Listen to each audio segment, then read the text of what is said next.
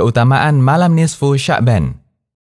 Allah Subhanahu wa Ta'ala berfirman, yang artinya, sesungguhnya kami menurunkan Al-Quran di malam yang berkah, dan sesungguhnya kami memberikan peringatan. Di malam itu diturunkan setiap takdir dari Yang Maha Bijaksana. Quran Surat Ad-Dukhan ayat 3 dan 4. Diriwayatkan dari Ikrimah rahimahullah bahwa yang dimaksud malam pada ayat di atas adalah malam nisfu Sya'ban. Ikrimah mengatakan, sesungguhnya malam tersebut adalah malam nisfu Sya'ban. Di malam ini, Allah menetapkan takdir setahun. Tafsir Al-Qurtubi. Sementara itu, mayoritas ulama berpendapat bahwa malam yang disebutkan pada ayat di atas adalah Lailatul Qadar dan bukan nisfu Sya'ban. Sebagaimana keterangan Ibnu Katsir, setelah menyebutkan ayat di atas, beliau mengatakan, Allah berfirman menceritakan tentang Al-Quran bahwa Dia menurunkan kitab itu pada malam yang berkah, yaitu Lailatul Qadar.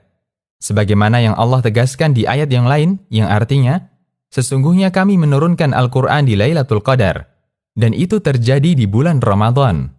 Sebagaimana yang Allah tegaskan, yang artinya, bulan Ramadan yang mana di bulan ini diturunkan Al-Quran. Tafsir Ibnu Katsir. Selanjutnya, Ibnu Katsir menegaskan lebih jauh. Karena itu, siapa yang mengatakan yang dimaksud malam pada ayat di atas adalah malam nisfu Sya'ban, sebagaimana riwayat dari Ikrimah, maka itu pendapat yang terlalu jauh. Karena nas Al-Quran dengan tegas bahwa itu terjadi di bulan Ramadan. Tafsir Ibnu Katsir.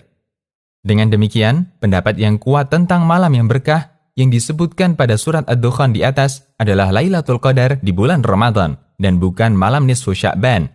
Karena itu, ayat dalam surat Ad-Dukhan di atas tidak bisa dijadikan dalil untuk menunjukkan keutamaan malam nisfu Sya'ban. Hadis seputar nisfu Sya'ban. Terdapat beberapa hadis yang menunjukkan keutamaan nisfu Sya'ban. Ada yang sahih, ada yang dhaif, bahkan ada yang palsu. Berikut beberapa hadis tentang nisfu Sya'ban yang tenar di masyarakat. Pertama, jika datang malam pertengahan bulan Sya'ban, maka lakukanlah qiyamul lail dan berpuasalah di siang harinya, karena Allah turun ke langit dunia saat itu pada waktu matahari tenggelam. Lalu Allah Subhanahu wa Ta'ala berfirman, adakah orang yang minta ampun kepadaku, maka aku akan ampuni dia. Adakah orang yang meminta rizki kepadaku, maka aku akan memberi rizki kepadanya. Adakah orang yang diuji, maka aku akan selamatkan dia, dan seterusnya. Allah berfirman tentang hal ini sampai terbit fajar. Hadis riwayat Ibnu Majah, Al-Baihaqi. Keterangan, hadis di atas diriwayatkan dari jalur Ibnu Abi Sabrah, dari Ibrahim bin Muhammad, dari Muawiyah bin Abdullah bin Ja'far, dari ayahnya, dari Ali bin Abi Thalib, secara marfu', yaitu sampai kepada Nabi SAW. Hadis dengan redaksi di atas adalah hadis maudhu' atau palsu. Karena perawi bernama Ibnu Abi Sabrah, statusnya muttaham bil kadzib, yaitu tertuduh berdusta. Sebagaimana keterangan Ibnu Hajar dalam At-Taqrib. Imam Ahmad dan gurunya Ibnu Ma'in berkomentar tentang Ibnu Abi Sabrah. Dia adalah perawi yang memalsukan hadis. Lihat silsilah ad-dha'ifah. Kedua, riwayat dari Aisyah radhiyallahu anha bahwa beliau menuturkan, aku pernah kehilangan Nabi SAW. Kemudian aku keluar, ternyata beliau di Baqi'. Sambil menengadahkan wajahnya ke langit, Nabi bertanya, kamu khawatir Allah dan Rasulnya akan menipumu? Maksudnya, Nabi SAW tidak memberi jatah Aisyah. Aisyah mengatakan, wahai Rasulullah, saya hanya menyangka Anda mendatangi istri yang lain. Kemudian Nabi SAW bersabda, sesungguhnya Allah turun ke langit dunia pada malam nisfu Sya'ban. Kemudian Dia mengampuni lebih dari jumlah bulu domba Bani Kalb. Keterangan, hadis ini diriwayatkan At-Tirmidzi, Ibnu Majah, dari jalur Hajjaj bin Artah, dari Yahya bin Abi Katsir, dari Urwah bin Zubair, dari Aisyah. At-Tirmidzi menegaskan, saya pernah mendengar Imam Bukhari mendhaifkan hadis ini. Lebih lanjut, Imam Bukhari menerangkan, Yahya tidak mendengar dari Urwah, sementara Hajjaj tidak mendengar dari Yahya. Asna al-Matalib. Ibnul Jauzi mengutip perkataan Ad-Daraqutni tentang hadis ini. Diriwayatkan dari berbagai jalur dan sanadnya gonjang, tidak kuat. Al-Ilal al-Mutanahiyah.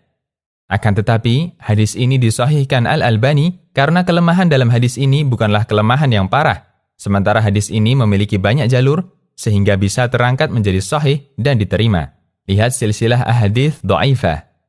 Ketiga, hadis dari Abu Musa al-Asy'ari bahwa Nabi SAW bersabda, yang artinya, Sesungguhnya Allah melihat pada malam pertengahan Sya'ban, maka Dia mengampuni semua makhluknya, kecuali orang musyrik dan orang yang bermusuhan.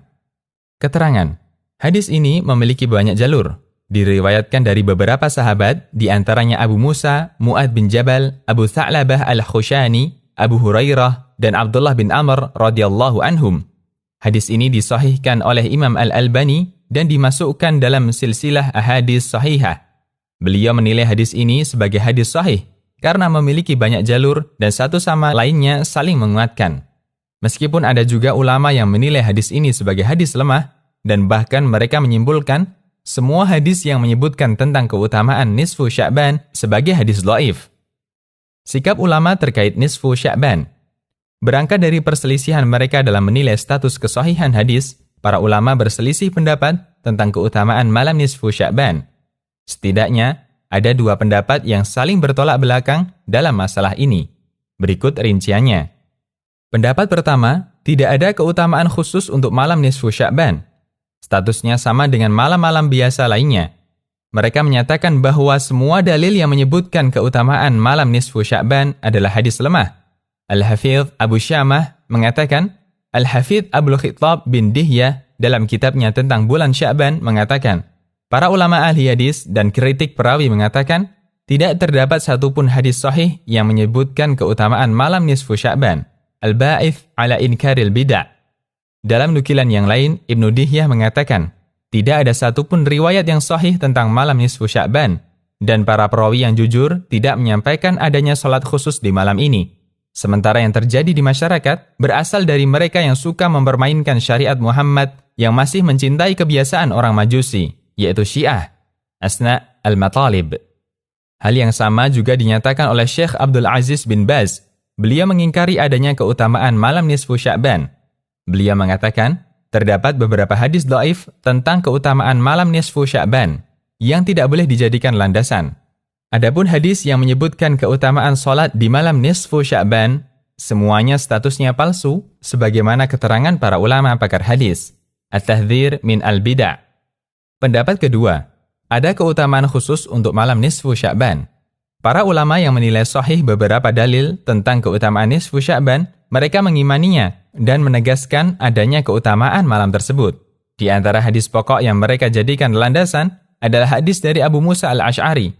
Sesungguhnya Allah melihat pada malam pertengahan Sya'ban, maka Dia mengampuni semua makhluknya kecuali orang musyrik dan orang yang bermusuhan. Hadis riwayat Ibnu Majah, At-Tabrani, dan dinilai sahih oleh Al-Albani. Di antara jajaran ulama ahlu sunnah yang memegang pendapat ini adalah ahli hadis abad ini, yaitu Imam Muhammad Nasiruddin Al-Albani. Bahkan beliau menganggap sikap sebagian orang yang menolak semua hadis tentang malam nisfu Sya'ban termasuk tindakan yang gegabah. Setelah menyebutkan salah satu hadis tentang keutamaan malam nisfu Sya'ban, Syekh Al-Albani mengatakan, keterangan yang dinukil oleh Syekh Al-Qasimi rahimahullah dalam buku beliau, Islah Al-Masajid, dari beberapa ulama ahli hadis, bahwa tidak ada satupun hadis sahih tentang keutamaan malam nisfu Sya'ban, termasuk keterangan yang tidak layak untuk dijadikan sandaran. Sementara sikap sebagian ulama yang menegaskan tidak ada keutamaan malam nisfu Sya'ban secara mutlak, sesungguhnya dilakukan karena terlalu terburu-buru dan tidak berusaha mencurahkan kemampuan untuk meneliti semua jalur untuk riwayat ini, sebagaimana yang ada di hadapan Anda. Dan hanyalah Allah yang memberi taufik. Silsilah ahadits sahihah. Setelah menyebutkan beberapa waktu yang utama, Syekhul Islam mengatakan, pendapat yang dipegang mayoritas ulama dan kebanyakan ulama dalam mazhab Hambali adalah meyakini adanya keutamaan malam nisfu Sya'ban. Ini juga sesuai dengan keterangan Imam Ahmad. Mengingat adanya banyak hadis yang terkait masalah ini, serta dibenarkan oleh berbagai riwayat dari para sahabat dan tabi'in. Majmu' Fatawa. Ibnu Rajab mengatakan, terkait malam nisfu Sya'ban, dahulu para tabi'in penduduk Syam seperti Khalid bin Ma'dan, Ma'hul, Luqman bin Amir, dan beberapa tabi'in lainnya memuliakannya dan bersungguh-sungguh dalam beribadah di malam itu. Lataiful Ma'arif. Kesimpulan, dari keterangan di atas, ada beberapa hal yang dapat disimpulkan. Pertama, malam nisfu Sya'ban termasuk malam yang memiliki keutamaan. Hal ini berdasarkan hadis sebagaimana yang telah disebutkan. Meskipun sebagian ulama menyebut hadis ini adalah hadis yang dhaif, Namun insya Allah yang lebih kuat adalah penilaian Syekh Al-Albani, yaitu bahwa hadis tersebut berstatus sahih.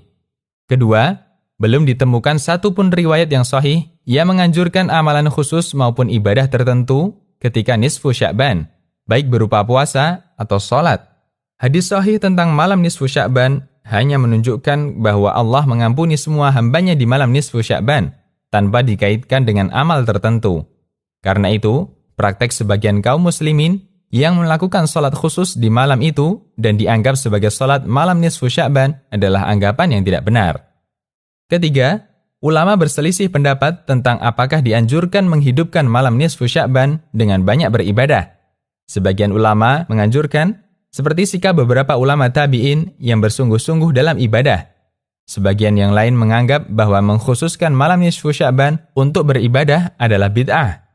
Keempat, ulama yang memperbolehkan memperbanyak amal di malam nisfu Sya'ban menegaskan bahwa tidak boleh mengadakan acara khusus atau ibadah tertentu, baik secara berjamaah maupun sendiri-sendiri di malam nisfu Sya'ban, karena tidak ada amalan sunnah khusus di malam nisfu Sya'ban. Untuk itu, menurut pendapat ini, seseorang diperbolehkan memperbanyak ibadah secara mutlak, apapun bentuk ibadah tersebut. Demikian, Allahu a'lam. Konsultasi Syariah.